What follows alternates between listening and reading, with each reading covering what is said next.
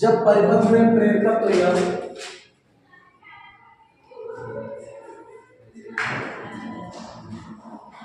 जब परिपथ में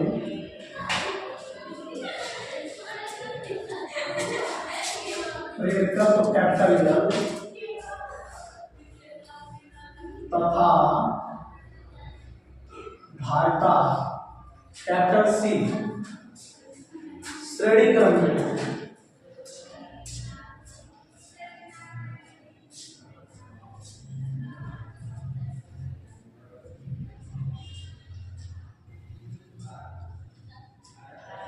जब परिपथ में प्रेरकत्व एल तथा धारिता कैपिटल सी श्रेणी क्रम में है, ब्रैकेट में लिख दीजिएगा एल सी परिपथ,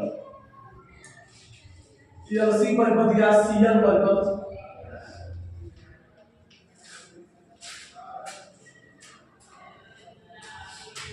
इसमें क्या कर देंगे, एल प्रेरकत्व की कुंडली लेंगे हम लोग और आर प्रतिरोधकारी तार, ठीक है। इसको प्रत्यावर्ती धारा से V बराबर V0, ये हो जाएगा V बराबर V0 साइन ओमेगा टी से जोड़, ठीक है। जब प्रेरकत्व क्लियर हो गया, यह धारता है, यहाँ पर धारता लगा है, ठीक है। संधारित्र यहाँ पर है, हमारे पास प्रेरकत्व क्लियर और धारता क्या है, सी से सी करेंगे, ठीक।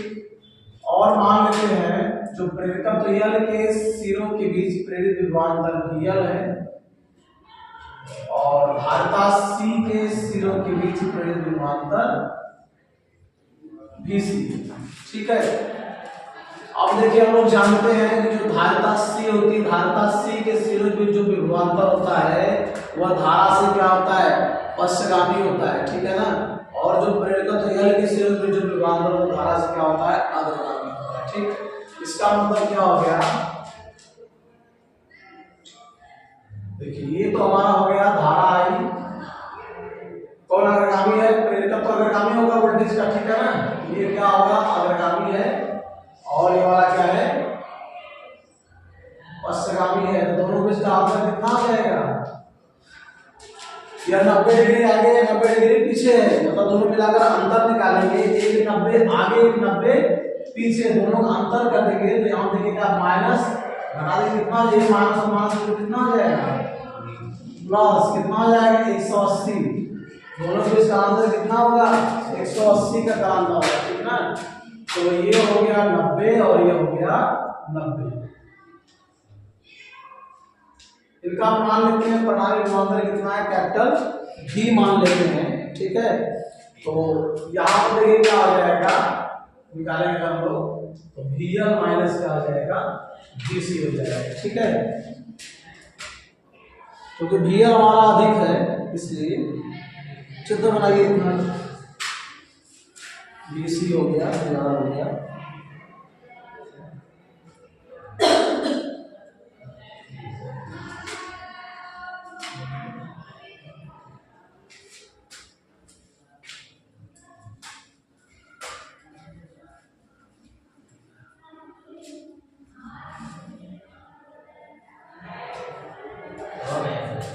बन गया। लिखिए इसके लिए प्रेरकत्व कैपिटल एल, इसके लिए प्रेरकत्व कैपिटल एल की एक प्रेरण कुंडली, प्रेरकत्व कैपिटल एल की एक प्रेरण कुंडली तथा धारता कैपिटल सी, धारता कैपिटल सी का एक संधारित्र, धारता कैपिटल सी का एक संधारित्र श्रेणी क्रम में जोड़कर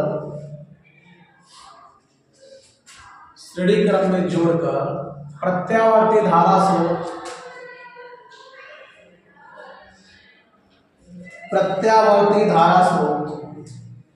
V बराबर V0 sine omega T v बराबर v0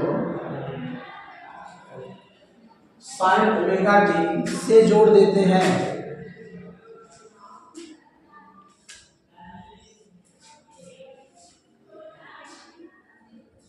हो गया नीचे से लिखिएगा, इस दशा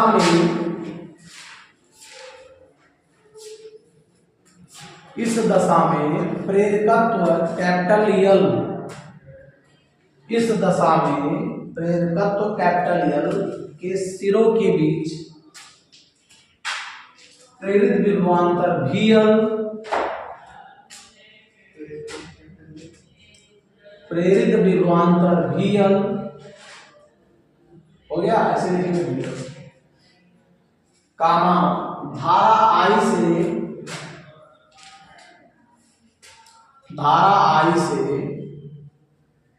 कला में, धारा I से कला में 90 अंश 90 डिग्री अग्रगामी होगा।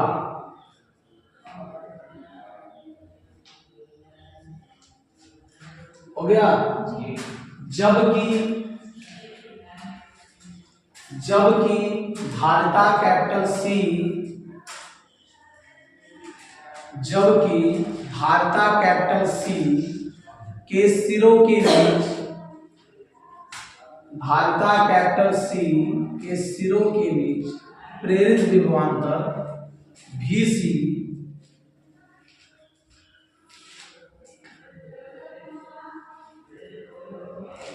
प्रेरित विभवांतर VC धारा I से कला में, धारा I से कला में 90 डिग्री पश्चगामी होगा।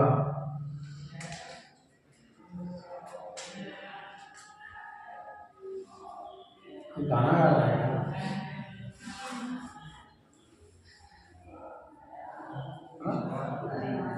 गाना गा रही है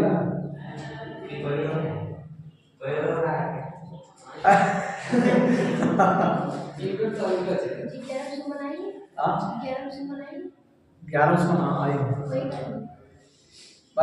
जी वही गाती है ना, बढ़िया गाना जी। अरे वाह, तो सिंगर बड़ा सा गाना गा रहे हैं बालाजी घंटा में। कौन सा है? तीसरा घंटा है ना, एक घंटा है। जय छल के इस प्रकार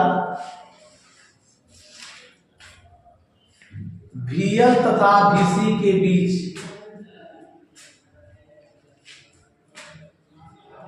इस प्रकार VL तथा VC के बीच कालांतर 180 होगा। हो गया, कालांतर 180 होगा,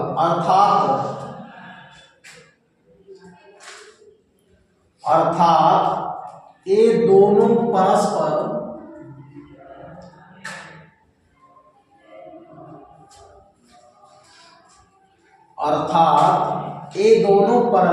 विपरीत कलाओं में होंगे।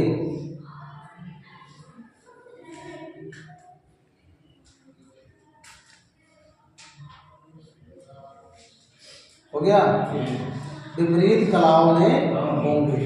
लिखेगा नहीं जैसे, अतः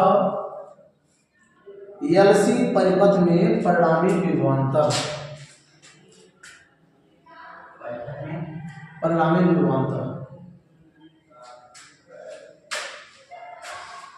हो गया। देखिए ये VL ऊपर VC नीचे हो गया, इनका परिणामी क्या आ जाएगा VL माइनस VC, यानी कि V बराबर क्या होता है आपका VL माइनस VC। लेकिन एक बार फिर से बता दे रहा हूं पूरा आपको। हम लोगों ने क्या किया, मान लिया कैपिटल L प्रेरकत्व की एक कुंडली और कैपिटल C धारिता का एक संधारित्र ने श्रेणी क्रम में जोड़कर उसको एक प्रत्यावर्ती धारा स्रोत V बराबर V0 sin ओमेगा t से जोड़ देते हैं।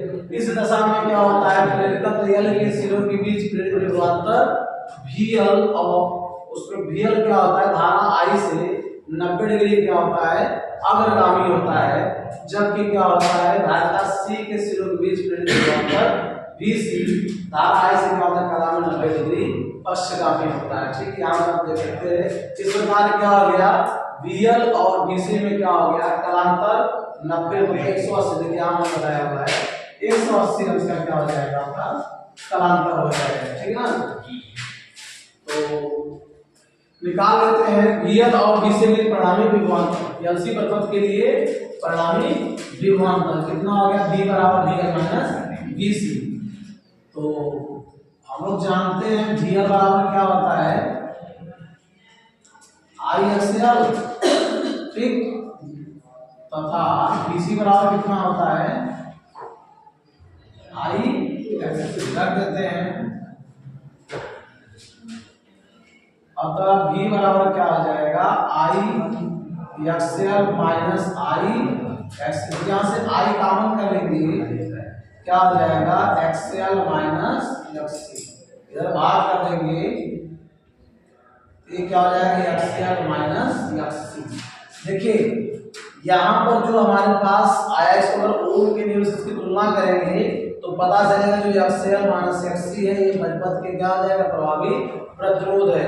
क्योंकि यह जो प्रतिरोध है वह धारतीय प्रतिघात या C की धारिता C, संधारित्र C और प्रेरकत्व L के कारण हो रहा है, इसलिए इसको हम लोग प्रतिरोध न करके क्या करते हैं, परिपथ की प्रतिबाधा का इसको हम कैपिटल Z से प्रदर्शित करते हैं। तो लिख देंगे अतः डायरेक्ट लिख देते हैं, ठीक है, अतः परिपथ की प्रतिबाधा, परिपथ की प्रतिबाधा कितना हो जाएगा, Z equal to XL minus XC। ठीक, यह परिपथ की प्रतिबाधा।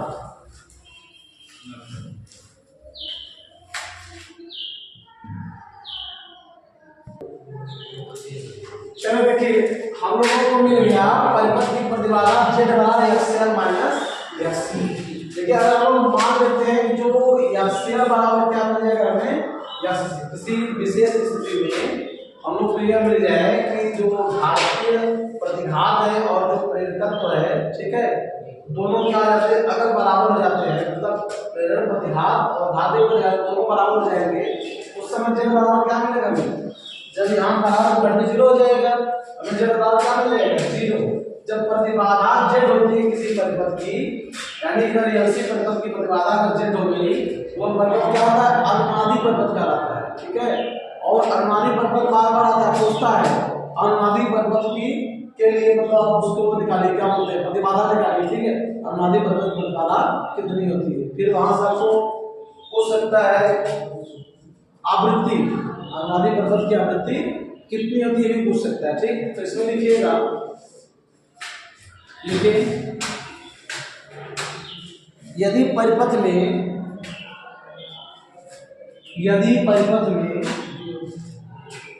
XL बराबर XC है, यदि परिपथ में XL बराबर XC हो तो प्रतिबाधा Z बराबर 0 होगी। हाँ, प्रतिबाधा ये Z बराबर 0 होगी। बात ना करिए, क्या कुछ पूछना है क्या? हाँ, कंपटीशन कर रहा है, चल लिखने में सबसे आगे लिख रहे हैं, तभी कंपटीशन करिए, देखते हैं कौन कितना पढ़ के आता है, तब ना होगा। हमारे हो गया सर, क्या करें। चलिए देखिए क्या बताया गया, परिपथ में अगर XL बराबर XC होता है तो प्रतिबाधा क्या Z बराबर 0 होती है। लेकिन इस दशा में परिपथ में धारा का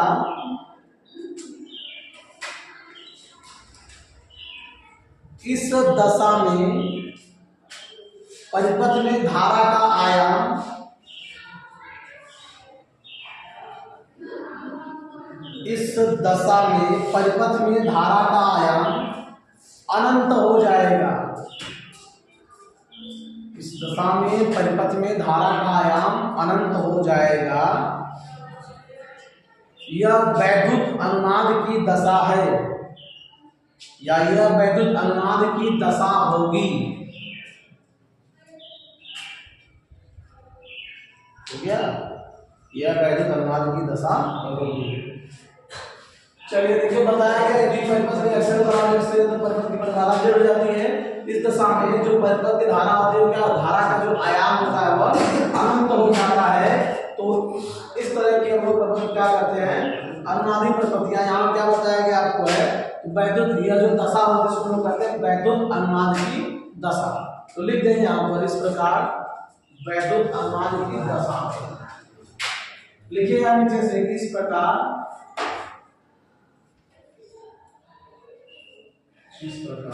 वैद्युत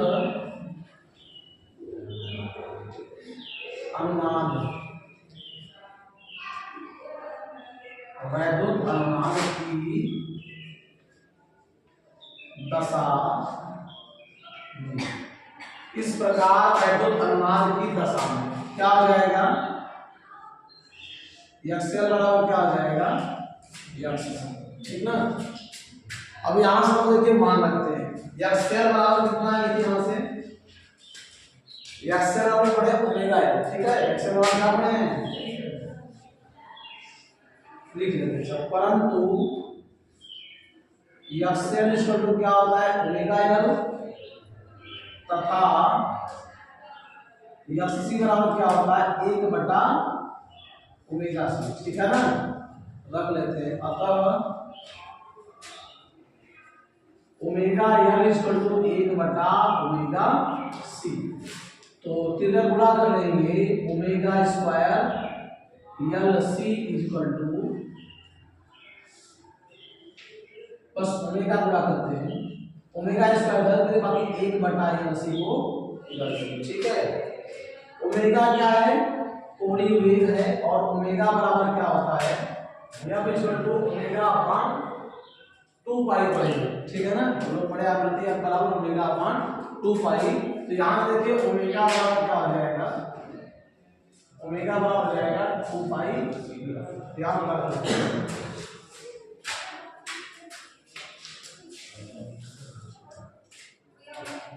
लिख लेते हैं परंतु ओमेगा इक्वल टू क्या होता है 2 पाई या